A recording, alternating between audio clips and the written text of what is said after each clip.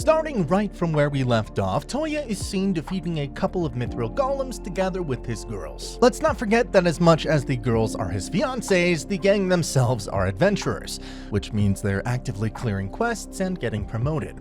When they return home, the maids reveal that Yumina has been promoted to blue rank, while everyone else is now a red rank. For the sake of context, a blue rank means you're now a veteran adventurer, while the red rank is a level above that, and it means you're now a first-rate adventurer. Now, Toya is pleased how most of them are first-rate adventurers, but where's Francesca? Toya realizes they had forgotten about her. Seriously, where is she? And so later, when Francesca serves Toya and Lin some tea, she wonders if Toya has an abandonment fetish. Lin then talks about how they have to search for more teleportation circles to get to the rest of the Babylons. And to be honest, Toya has zero interest in them, but he's willing to help her out as long as she digs up the information herself. Next, Toya is summoned by God. There's also the Goddess of Love. They ask him what's up, and the Goddess of Love especially asks him about why his phone doesn't have a wallpaper of all his fiancées. But Toya says that it would be too embarrassing, but they already know how he was buying rings for all of them just the day before. Meanwhile, the girls predict that Toya would have more fiancés in the future. It just makes sense considering the man's riz, as causes all the girls to become doubtful about whether he actually cares. When Yae heads to the town with him, she asks him if she's really his fiancée, and he confirms. So in response, she gets a bit shy and tells him that she wants the two of them to spend some time alone, and she also wants them to hold hands. Though when he does hold her hand, all the endorphins in his body blast, because just like how she wasn't ready, he wasn't ready for unprotected hand-holding either. Meanwhile, the king and queen learn about how Yumina is soon going to become Toya's bride for real. The king is excited, though the queen is not so sure. Toya himself asks Yumina what would happen if he marries her, and well, she states that he'll become the king. But in case her uncle has a son, that could change. Though for the time being, they refrain from making it public, upon the queen's suggestion. It would be better for Toya to secure a remarkable achievement before marrying the kingdom's princess. Otherwise, the public, and especially those nobles who were looking to marry Yumina, would not be so accepting of this marriage. Well, Toya takes a break from all of this and goes to the Silver Moon Inn again. There he asks Mika and her father about good ideas on what he can do, and they tell him how their city doesn't have any tourist attractions and whatnot. Toya thinks about it for a moment and then decides to build a hot spring bath for the inn. Hell yes! If I know anime, then that means we're definitely gonna have a hot spring episode. The girls talk about how and when each of them fell in love with Toya, while Francesca tries to see what's beyond the wall, even though it's just the men's side. Unfortunately, Toya had already enchanted the walls with magic, which means no peeping from either side. Then just a few moments later, Lin pulls up with the news that she has found another Babylon spot. So by following her lead, they go to the Sandora Kingdom. It's in the desert, and there's another crystal beast, just like the one they encountered at the old capital. Now, this beast is called Phrase, and Toya observes as End pulls up and defeats the beast. Toya had actually come across End in the capital before.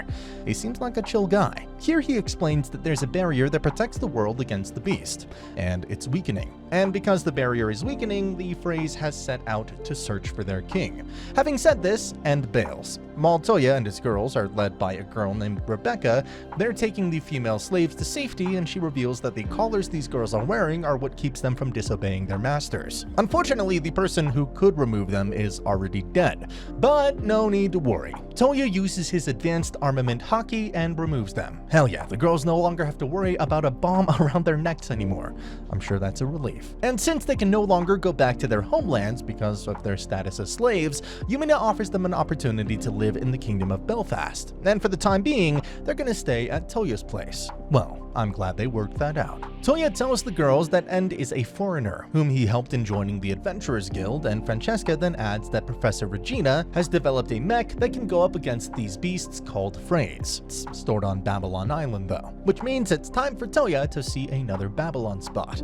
It happens, he's teleported to the Babylon workshop, and the maid we see this time is Rosetta. She says that if he can guess the color of her underwear, she would give him the workshop. Sure enough, Toya uses magic to see her dress, dress, but joke's on him because her underwear is completely see-through. Rosetta then kisses him like how Francesca kissed him to register his DNA, and then shows him how this Babylon spot can create any item. Toya sends this workshop island back to the kingdom for it to merge with the Garden Island. Now 2 Babylon spots are in one. And then back to the mansion. The slave girls find refuge in Toya's mansion. He then gives them new lives by opening a cafe with a library and employing all of them there. Not everything is smooth though. The guild secretary requests for a certain book series to be stocked in the library, but Yumino knows that the series was anonymously written by her friend, a princess of another kingdom, and it's a hardcore yaoi series. Toya gives her the green light because it would be good for the business, and sure enough, female customers start storming them with requests for more books like this. This leads to Toya visiting the author herself. As you can expect, she's exactly how you'd imagine a yaoi-obsessed otaku girl to be. Toya copies her books and gets things rolling. Moving on, an adventurer from Rebecca's party, a guy named Will, who previously told Toya about the gravity spell, is shown to be interested in one of the girls who used to be a slave.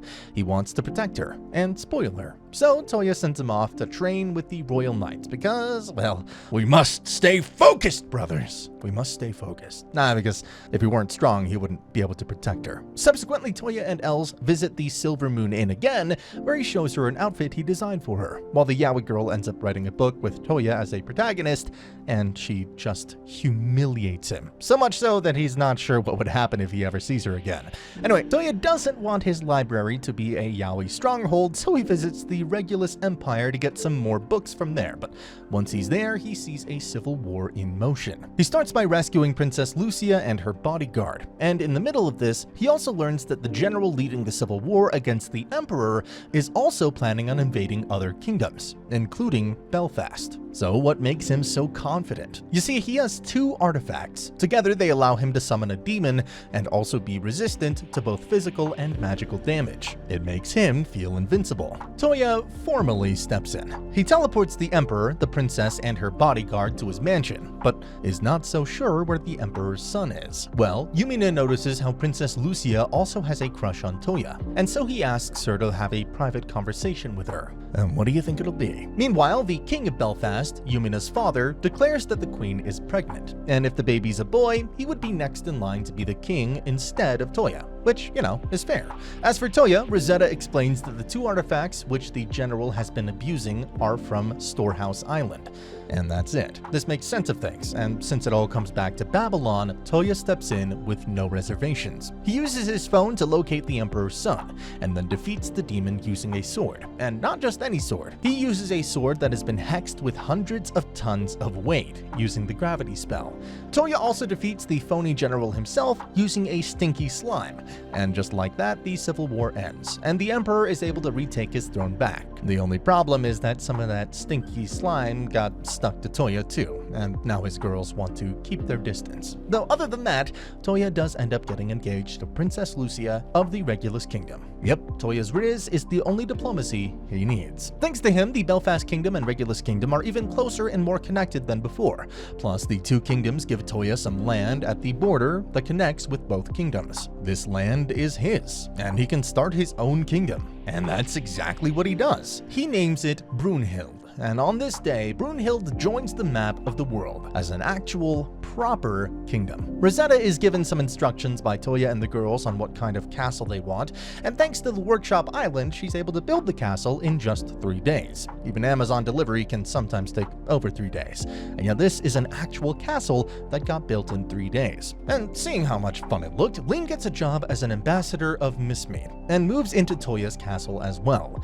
It makes sense though, since Toya's kingdom is new and it already has direct ties with Belfast and Regulus, it makes sense for Mistmead to send an ambassador. Then there's the Regulus Imperium. It ends up being the first kingdom to officially begin diplomatic relations with Brunhild. And fortunately, this time Toya doesn't have to marry another princess, especially because it's that yaoi girl.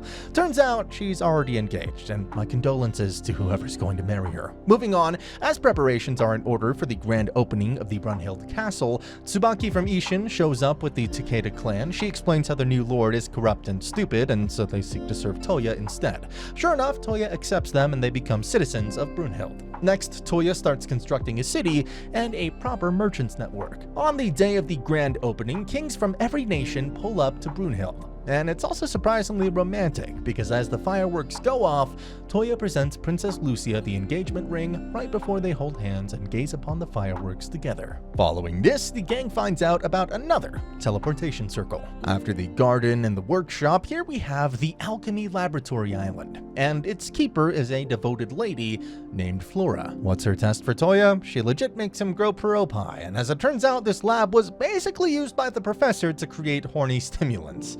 That's it, he's out of here, and Toya uses a null spell to fly away. This leads to another meeting with the goddess of love.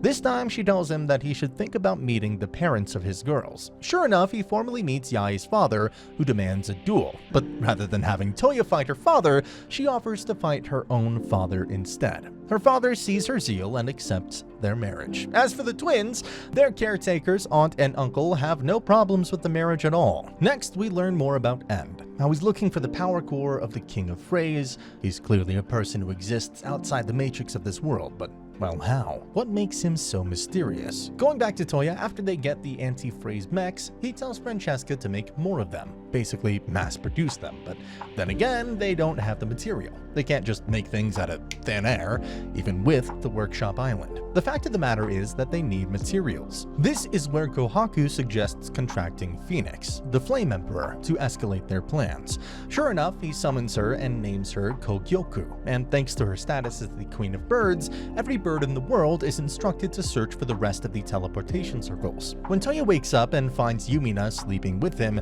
the birds find another teleportation circle. He takes the plunge and reaches another one of the Babylon spots. This time, it's Hanger Island. The maid in charge is Fred Monica.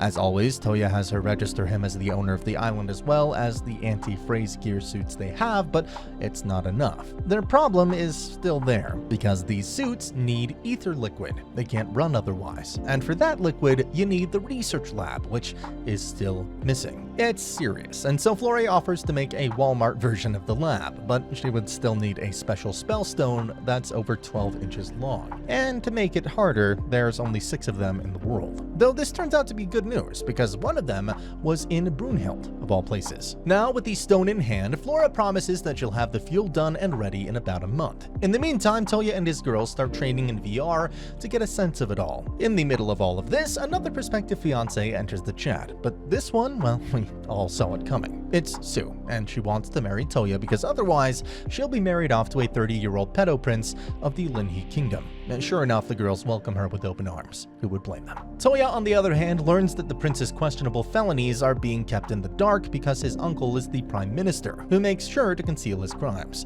But the prince also has a brother, a half-brother, who was born to the king's concubine. The brother's name is Cloud, and unlike him, his half-brother's actually a kind and decent person. Well, Duke tells Lin Kingdom's diplomat that his daughter will be marrying Toya of the Brunhild Kingdom, but then the diplomat reveals himself to be Cloud. He's that kind older brother, and he wants Toya's help because his brother needs rescuing. She's imprisoned. He goes on to reveal that it's the Prime Minister who actually controls the Lin Kingdom, and that he had Cloud's mother imprisoned in order to make sure it's the pedo prince who's next in line to be king. In the wake of this, all the Western kingdoms come together to discuss if they should have Cloud be king, but in the end, they just call it a day and leave the rest to Toya. Such is the life of an isekai protagonist. He uses invisibility to get inside Linhe, and he sees firsthand just how much of a degenerative scumbag the pedo prince is, considering how he has all-female slaves and all. And Toya also learns about the Prime Minister's plan to have Cloud killed during a war. In fact, the whole thing with the pedo prince marrying Sue is also just a means to an end. She was going to be enslaved by the Prime Minister himself. The whole thing is a circus. Seeing this, Toya starts doing his thing. He frees his slave and then frees Cloud's mother, and also frees the former Prime Minister, who's also a good person. He then teleports them both safely, and then confronts the Prime Minister. Toya makes him confess on screen. Basically, he uses his phone to record the guy literally confessing that he's the pedo prince's actual father. His ultimate plan is to remove everyone else from the royal family and have himself and his son be the only royal family. Toya reveals the truth to the king of Linhe and to the general public using projection. The king's eyes are opened. He declares Cloud as the only heir to the throne, and as for the prime minister, the queen, who did it with the prime minister, and their pedo son, they're all sentenced to death. But in actuality, they're sold off to slave traders and sent to another kingdom, where they start their new lives as slaves. deserved. Stability returns to the Lin Kingdom after the former prime minister is also reinstated. Cloud owes Toya a big deal, and of course, Toya now has to marry Sue for real. Just another day in our boy's life. There is a wedding. The couple in question is Olga and Leon. And if you remember, Toya and Olga's sister are the ones who helped this ship sail. And as he attends the wedding, Toya also realizes that he's soon going to attend 6 more weddings. But in those 6 weddings, he will be the groom. But before then, Yumina wants Toya to give them all more time and take them on more dates. So in the wake of this, they go shopping, they go to the theater, and they also take care of some bandits. But as they're on their way back, they realize they forgot to take Sue with them. Not good. Now she wants to have a date with Toya, where the two of them are alone. Well, he takes her on a tour of his kingdom. It's truly a lively and happy kingdom. Going back to the serious stuff, Flora finishes the ether liquid, and now it's possible to activate the mechs.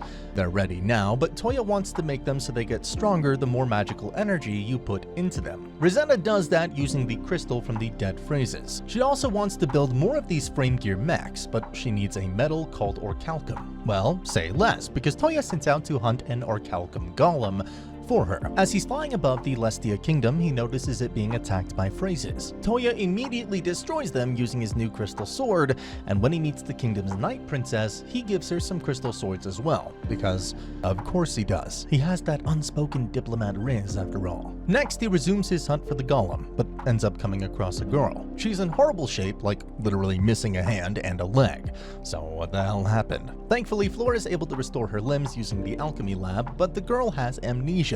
She doesn't even know her name. So for the time being, Toya names her Sakura because of her pink hair. When Toya realizes that she is a phenomenal singer, he gives her a piano in the hopes that it might joggle her memories, but nah, it doesn't work. Now there's a monster who can turn people into stone. And no, it's not Medusa, it's Katobalpas. Sounds like a Pokemon name. It already has turned 13 adventurers into stone. Toya is requested by the guild to do something, and so he shows up with the girls. They're able to defeat the monsters without suffering much damage themselves until Lucia gets stoned up to her waist. No problem, Toya heals her using his null magic, and the stone crumbles, but her clothes crumble as well. She's left completely exposed underneath her waist. And it's not just her either. When Toya heals the other 13 adventurers, they all find themselves butt naked. Okay, so Toya gifts a frame gear mech to every kingdom, not just for diplomacy, but also because they're going to need it to fight off those phrase monsters. Subsequently, Hildegard, the Night Princess of Lestia, has already developed a crush on Toya.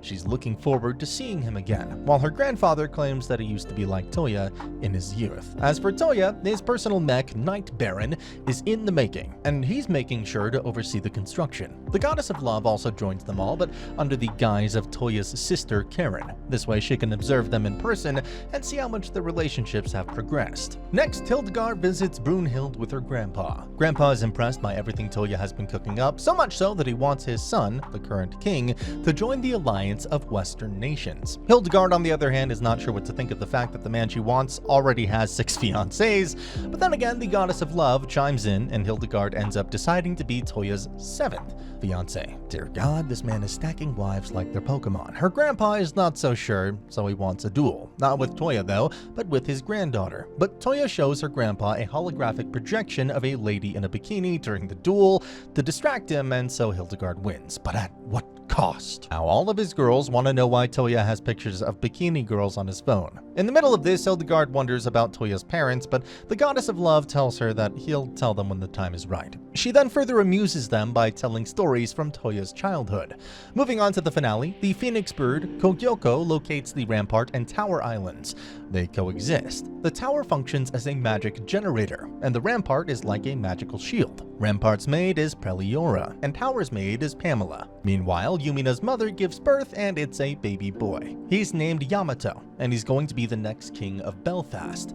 And what's cute about the baby's birth is how he reminds all the girls that they're eventually going to have babies and become mothers too. Subsequently, the maids of Rampart and Tower talk about how their professor foresaw that Toya will have 9 wives, and each one of them will have at least 1 child. In a way, the 9 wives correspond to the 9 Babylon Islands. This cautions Toya because there are still 2 more, and then the girls learn about it, they decide to punish him, but the punishment is just having him kiss all of them. The girls cash in on this at Yamato's birth celebration. Yumida starts by forcibly stealing a kiss, and the other girls also enter the chat, and it's pretty funny how each of them have a different reaction. Lindsay kisses him normally. For Sue, it's Toya who kisses. He kisses her on the cheek. Lucia runs away because it's too much for her heart. Hildegard literally faints. Yai kisses him but gets embarrassed, panics, and starts beating him up. Elsie does the same. She also then helps Toya get up, and everyone smiles as the fireworks go off. Meanwhile, the maids find the professor's clairvoyance gem and find out that Toya's last two wives will be Lin and Sakura. Looks like he does already know them. And with that said, this is where our recap of In Another World with My Smartphone ends. The story continues from here on out, but I'm afraid there's no anime sequel after the second season, so if you want to know more, check out the manga or the light novel. But as far as the story so far is concerned, hey, what do you think? Let's talk about it in the comment section down below. And that is the end of the video. As always, if you liked what you saw, subscribe to the channel. I'll be uploading a lot of videos just like this, so I'll see you at the next one.